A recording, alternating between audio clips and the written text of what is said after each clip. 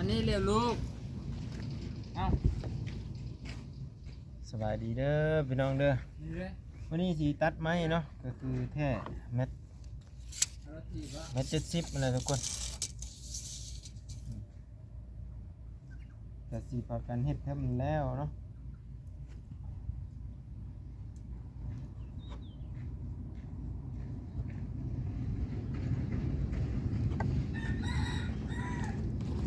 สบายดีป่าลุงเด้อลุยเวียกเศร้าๆมานี่เม็ด70เนาะโอเค2 เซนเนาะ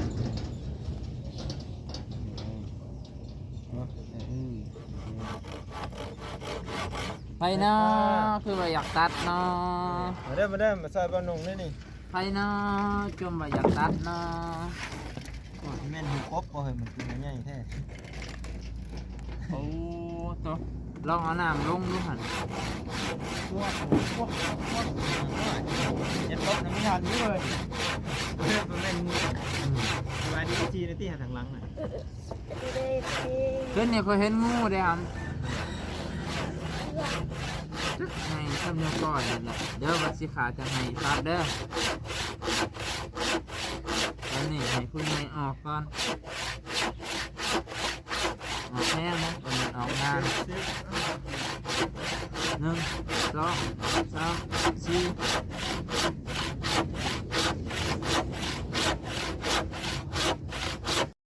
ครับเดี๋ยวจับให้ครับลูกพี่โอ้จำให้ลูกพี่นำเนาะครับผมอ่ะโอ้ยลูกพี่ก็อยากซอยเนาะโอ้ต้องยันให้ลูกพี่เท่านี้อย่าเสาะหน้าลูกน้องเด้อลูกน้องเสียสมไข่เลยเสาะไข่เป็นมันจะตีอันนี้เนาะตีมันเนาะแมนลุยสิหาดดูว่าสิขาดว่ามันนี่ช่วงเวลาเข้าไปเข้ากลับนะอยากได้ตัดไม้ไว้ซื่อนี่แหละจ้ะตัดแล้วก็พักมาสั่น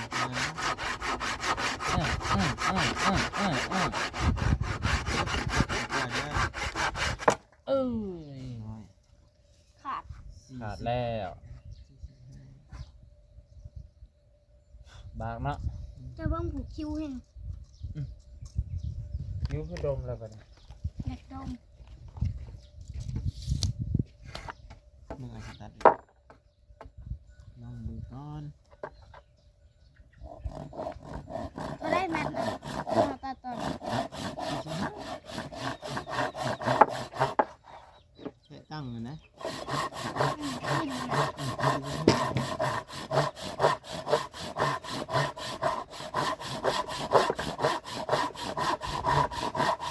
เรื่องมันไม่จบแล้ว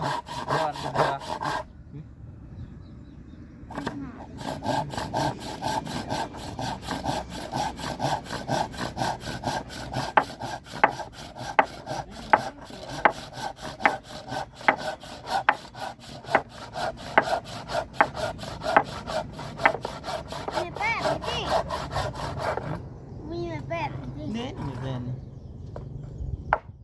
สีแล้วก่อนเบาบี้มาหรือแล้วตำลังบี้จักโมงเลยนี่น่ะนี่แม่จักโมงแล้วนี่10 โมงครับเจ้า10 โมงเมื่อที่เราบอกเรามา8 โมง8 โมงแล้ว9 โมงเรามาแล้วลังมา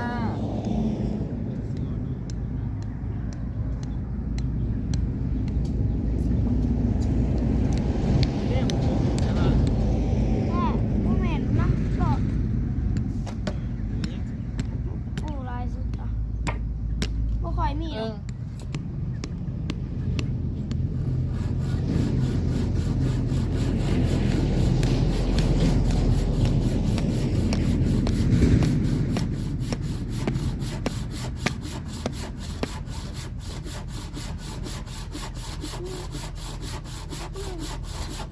ถติด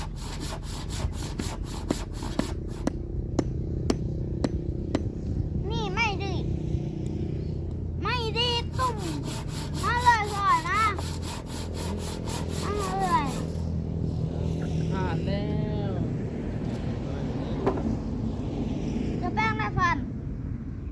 แล้ว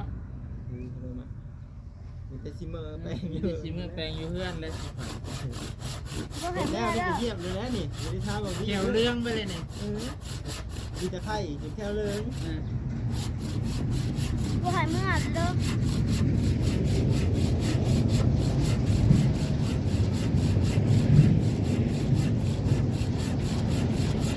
น้ำก็ยังบ่ได้อาบคืนนี่นะ เรื่องประตูดู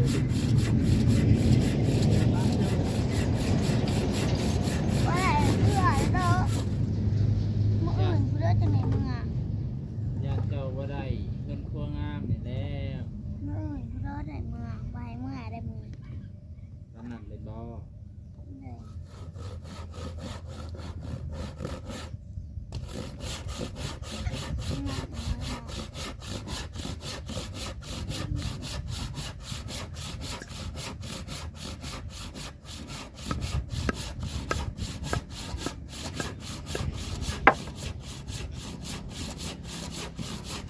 คอนตี้แล้วคอนตี้ทำอะไร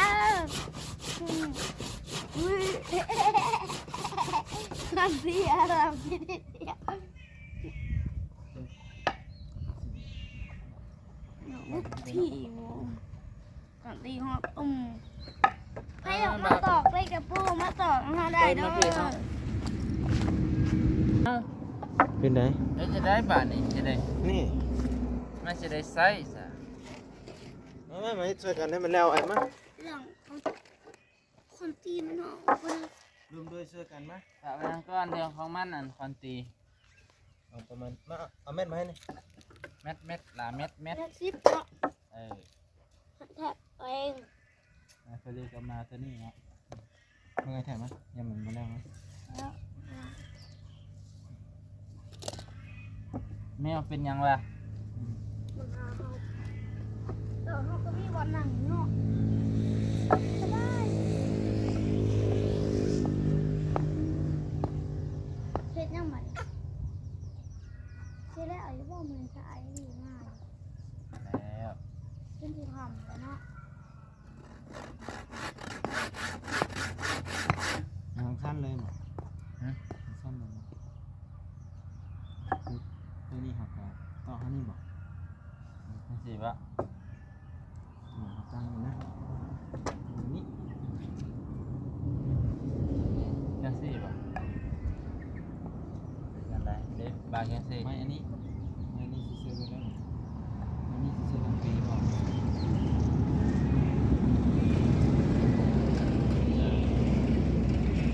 ไม่สิใช้ด้านข้างบาง ก็ดีเลยเนาะสิ่ง มัน ต่าง ตัดมาตรงนี้ มันทำโปรมาก็ได้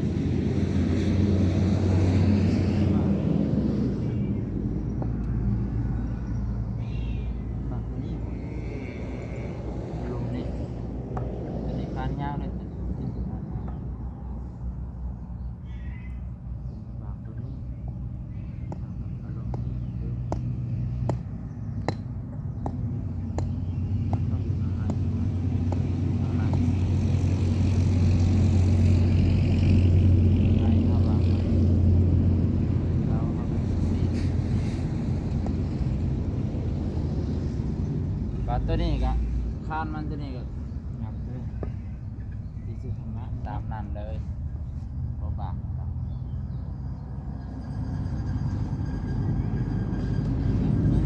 เอาไม้ดิวก็ได้ทีอันนั้นมันจืด ทางสั้นนี่ ทางสันเอาไม้ดิว นั่นสินะเข้า จะมันมาอยู่อันนี้ไงอย่ามันโยกเยกเนาะ เบิ่งเก็บไหม ถ้าห้าบ่บางแล้วมันสิโยกเยก เดี๋ยวนี้ โยกเยกโยกเยก มีเน้น โยกเยกแมวแมว มันมาไปดูบ่มี แม น่ะ วแมวแมวแมวแมวแมวแมวแมว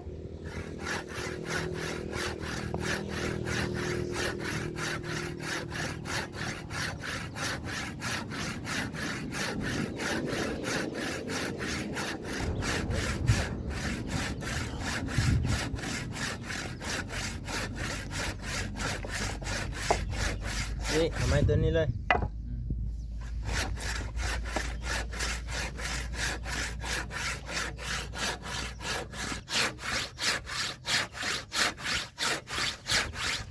รวมด้วยซื้อกันจะว่านั่งเอาขี้ไก่ไหมจ๊ะขี้ไก่ที่ไหนจ๊ะครับฮะโอ้ยตายคักเราไปนั่งเอาขี้ไก่ดิใช่ปะเอาไปเอาผ้ามาให้หน่อยดิที่ไหนเนี่ยได้สิได้สิให้เจ้าขันดอก นี่เอามาบาดในเวลาไว้แล้วคำแพงโอ้ยคำแพงเพราะมันต้องได้ โอ้ ทาง มันเดินหาเสี่ยวมันหมอดำว่าไม่เป็นไรเพื่อนเราอยู่เป็นเพื่อนได้แล้ว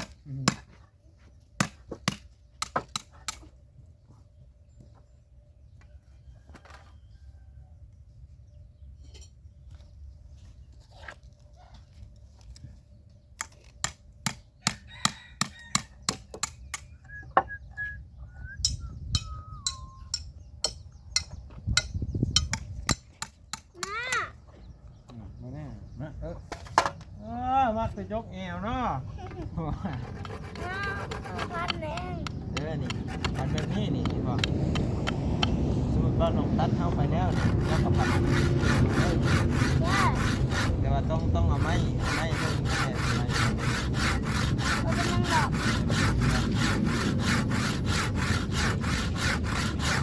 แต่ละ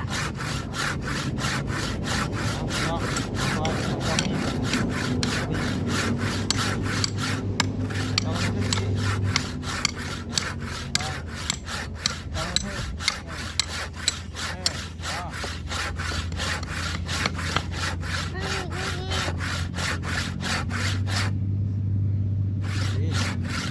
รดน้ เราอยู่ใกล้ ำตัดเข้ามาเขาสิตรงไหนอยู่บ้าง ของกับเขาลง ยังเป็นลูกเดียวเหรอแล้วเอามือเลยเนาะยิ้วเลยยิ้วเลย วิวจะห้องกัน ลูกคอแตกเนี่ยลูกคอแตกเหรอ ไปเขาเห็นเด้ลุงน่ะ เอาไปจิ้มเลย เขาแฝงที่เหลือเขาก็ปักอยู่ในหัวนะหัวเด็กของเขาใน บ่ได้ลูกแตกผู้ไปสิมีคนจะไปยักแล้วจะพัดก่อน โอ้ หนาวรถเขาหนาวรถเขา คาริบ้านนะไม่มีแชร์หนึ่งแชร์หนา ตึงเกินลูกพี่ฮันนี่ตึงเกิน ลูกพี่ใจปั้มตอนมีเงินเนาะอ๋อ นิดเดียวจอดจึ๊ก อีกวันหนึ่งค่อยๆได้ตอกมือกันได้ตอกมาขาดได้หยุด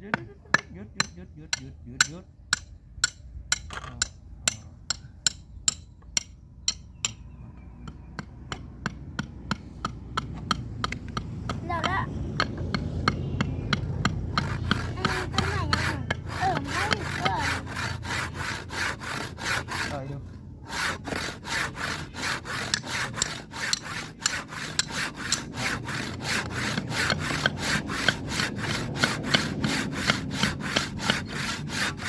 ได้มาพี่เอาพี่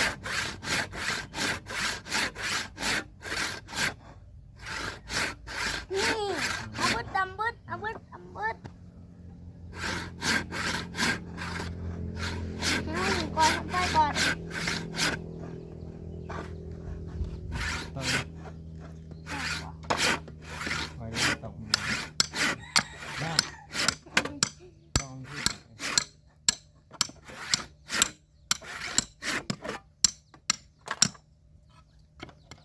ได้ป่ะที่สามเรื่องสับจะบอกจะยังขออภัยนะ เยี่ยมโทรศัพท์ข่อยมันบอกเก็บแบต น่าขอไปก่อนเด้อ จะอีก ไปหานอน งอ เอาขอนอนออกมา สิแล้วนอนเด็กสงกรานต์ น่ารู้หมากกระทุนนะ นี่มาขยำนี่เลยมีมากระทุนเพื่อ แต่กันแม่ไปก่อน นี่อ๋ออันนี้ พันนี่เอาหนึ่ง เดี๋ยววันด้วยเอาเล็กๆเอาไป เอาต่อไหมไปแล้ว เอาแต่ท้องเล็ก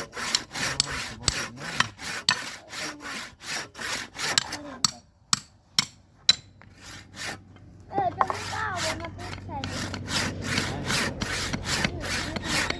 สองอันเลย เอาไม่แทะกันมันตกตัว นั่นน่ะ อันนี้มัน จะวันเดือนหน้าพี่เนี่ยงามไปเลย เสือกเอาเลย กินเหล้าไม่ชอบ เห็นหนักกระดุน เล่นไม้ซ้ายไม่งะ ยิ่งเก่งนี่ได้หน่อมันก็ยิ่งยังไงได้มันถึงเลย โอ้ ใช่ว่าน้องเพื่อนว่าน้องเราแรงเลย โอ้สิยิงใช่ไรโอ้ยจะเครียดสั่งกันยังสิอยากกินใจน้อง พูดว่ากระดุน ไม่ยังกันเจ้าเอิญนี่บ้านเดิน โอ้ ฮะ พูดแต่ไม่ ไม่ยังเลยต่อก่อนพ่อพี่น้องเลยเนาะเพราะว่าสิได้ผ่านตีนมันเนาะว่าง่ายก็ได้ผ่าเสามันทุกคน นี่ การหาบ่บากอะมันย่ามันบ่อยู่เด้อทุกคนตอกตะปูมันจะเยินมันจะอันนี้เนี่ยนะก็เลยว่าบากเข้าเนาะ แน่เห็นใหม่เป็นแล้ววันนี้เขาค่ะ มานี่เด้อพี่น้องเด้อ เนี่ย ลองมันรุดใส่กันเด้อเนาะเดี๋ยวเป็นกำลังใจให้พ่อพี่น้องเนาะเดี๋ยวมันเป็นโครงเป็นห้างขึ้นแล้วก็สิถ่ายบรรยากาศให้เบิ่งอีกเด้อทุกคนเด้อ จำ ทุกคนตัวนี้ก็ลุยต่อเด้อพี่น้องเด้อคือสิได้ ไม่เคย เฮ็ดเป็นอันนั่นแล้วเลยพ่อพี่น้องเอ้ย รู้สึกก็เป็นเนาะ มันจะขึ้นอันนั้นบ่ขึ้นเนี่ยขึ้นผา มุ่งนั่นแหละ โอ้มันจะขึ้นมุ้งสายฟ้าแนวทีหนึงนั่นกับโปร่งโป้งเป้งอยู่พ่อพี่น้องนี่เนาะอันนี้ก็คือเสามันเนาะแล้วก็จะใช้ไม้ยาวตัวนี้แล้วก็จะตอกไม้แป๊บตัวนี้กำลังบ้านงกำลังบากอยู่พี่น้องเนาะเราที่ตามเนาะถ้าเป็นโครงเป็นห้างขึ้นมาแล้วก็ว่าจะออกมาหน้าตาเป็นได้แน่ FC เพิ่นก็คอมเมนต์มาอยู่ว่าให้หาเอาไม้แบบไม้แป้นเก่าๆก็ได้พอได้ปงไว้นะทุกคนก็น่าจะแบบนั้นแหละเนาะเพราะว่าไม่เสร็จก็เห็นอยู่2แผ่น3แผ่นแหละทุกคนก็สิได้เอาตัวนั้นแหละมาเซอร์เนาะเพื่อจะให้เพิ่นนะจับให้ปนงเนี่ยปนน่ะเอามือที่จับเป็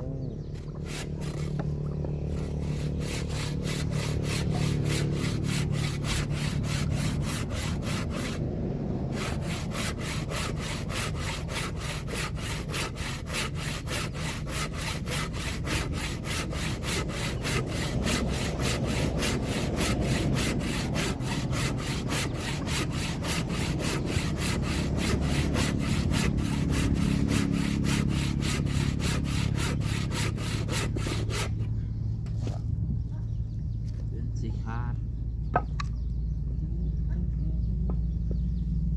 ถ้าอีนั่นสองหน่อย มาหัดตัดซ้ำนี่ประมาณนี้ตัวมา2นี่น้ำมาเบิ่งในที่ตอนเช้านี่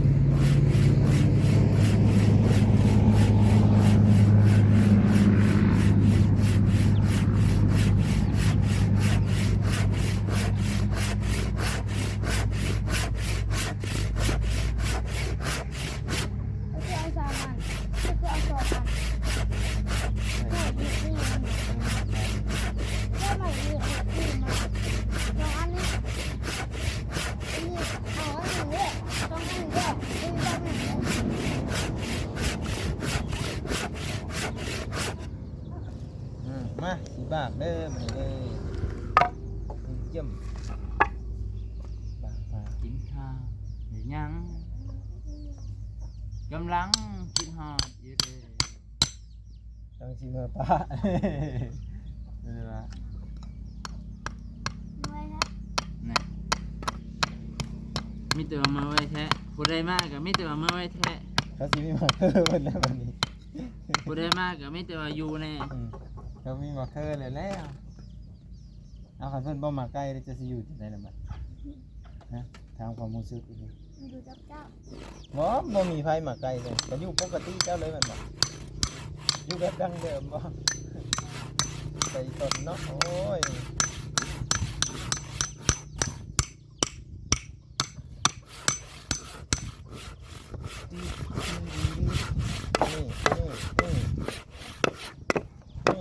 ี่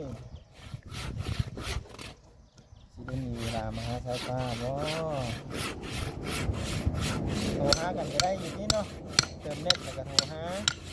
ไม่ได้ วันที่15ไปเด้อปงซบเนี่ยพ่อเด้อ ไม่ได้ เห็นบ่ ก็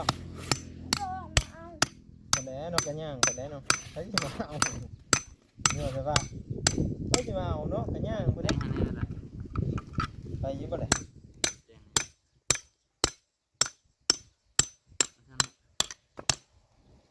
อยู่มันได้โอเค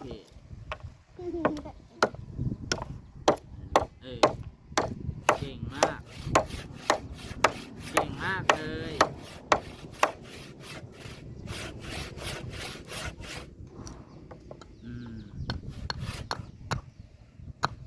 วางมือกับพ่อ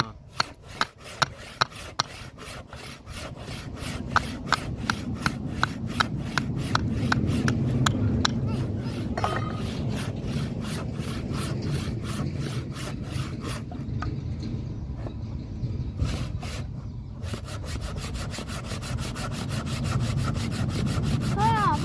พ่อ จัดสุดใหญ่บั้งไฟแตกรถกันต้นไปเลยนะ พ่อแล้วไม่แล้วนะ ให้มาน่ะ อะไรวะ โอ้ยเบิ่งบ้านหนูตัดน่ะนะ พ่อจะบอกให้มา บ่ มันยังเป็นกัน คอยตัวเจ้า ยังเป็นกัน กำลังสิตอกอยู่ทุกคนเลยเดี๋ยวเราติดตามเบิ่งวิดีโอต่อไปเด้อพี่น้องเด้อคลิปนี้ครับ พ่อ ขอบคุณเพื่อนทุกคนแหละที่เข้ามารับชมและติดตามเบิ่งพ่อพี่น้องเนาะกำลังอึกกระทึกกันอยู่นี่เพราะว่าสุมเฮากับบ่ได้แม่นสร้างดอกแต่ว่า ไก่ เบิ่งแบบจากโต๊ะตั้งไปนี่แหละพ่อพี่น้องเนาะโต๊ะตั้งเป็นอะไรก็เฮ็ดแกะแบบไปซั่นแหละทุกคนเนาะขอบพระคุณเบิดทุกคนที่เข้ามารับชมและติดตามพี่น้องเอ้ยสวัสดีมาทุกคนเด้อ